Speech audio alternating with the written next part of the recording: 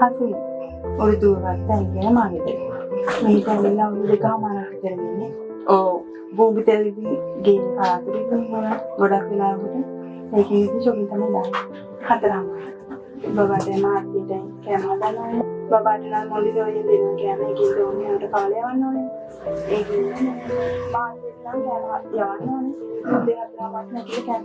අමාරුයි අය මේ වෙලාව මැදින් දරුවගේ වැඩයි ඒ ටික ඔක්කොම කරගන්න ඕනේ නේද? මේ ඒ උන්ටි කොහොමද කරගන්නේ? මේ අමාරු දෙපාන්දරට ගොඩක් වැඩ වැඩි වතු කරගන්න උයා ගන්නයි දෙකක්වත් අදා ගන්න ඕනේ මහත්ිට කැම දේවල් කැමකට යවන්න නිසා මේ එහෙම තමයි. පොලිතින් මේ අමාරු මම දරුවට පියාට එන්න දෙන්නේ නැහැ. මේ දරුවට එන්න දෙන්නේ නැහැ පැත්තට. දරුවාට පැත්තට දෙනවා උටිට ලිප්පත් කරනවා. මමත් අර කුස්සියේ වැඩක් නැත්තම් එළියට වෙලා ඉන්නවා. ඉතින් කොහොම හරි ඒක කරගන්න. ඉතින් පත් කරගන්නත් ඕනේ. පත් කරන්න ඉන්නේ රබර් ටයර් කොහොමද හොඳන්නේ අපේ ඒත් ඉතින් මේ දරුවගේ වැඩයි ඒ ටික කරගන්න කල්පනාකරණය කරගන්නත් ඕනේ. ඒ නිසා ඉතින් ලිපපත්තු කරගන්නත් ඕනේ, කෑම හදන්නත් ඕනේ වෙලාවට. ඒක නිසා භූමි තෙල් තියෙන දවසට දාලා පත්තු කරන්න පුළුවන්. ඒක ගේන අවස්ථාවල් තියෙනවනේ ගෙදර.